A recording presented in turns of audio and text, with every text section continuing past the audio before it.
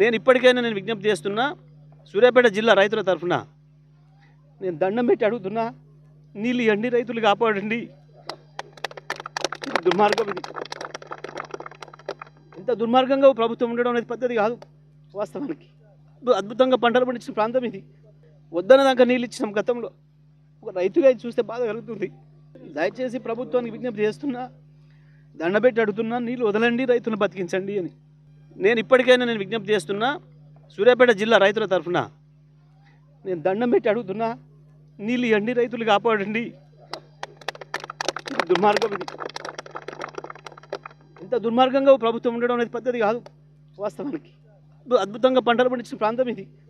వద్దన దాకా నీళ్ళు ఇచ్చినాం గతంలో. ఒక రైతుగా ఇది చూస్తే బాధ కలుగుతుంది. దయచేసి ప్రభుత్వానికి విజ్ఞప్తి చేస్తున్నా, దండబెట్టి అడుగుతున్నా, నీళ్ళు వదలండి, రైతులను బతికించండి అని. మరిన్ని వీడియోస్ కోసం ఛానల్ ని సబ్స్క్రైబ్ చేయండి. లేటెస్ట్ అప్డేట్స్ కోసం వాట్సాప్ ఛానల్ ని ఫాలో అవ్వండి. ఆ లింక్ డిస్క్రిప్షన్ లో ఉంది.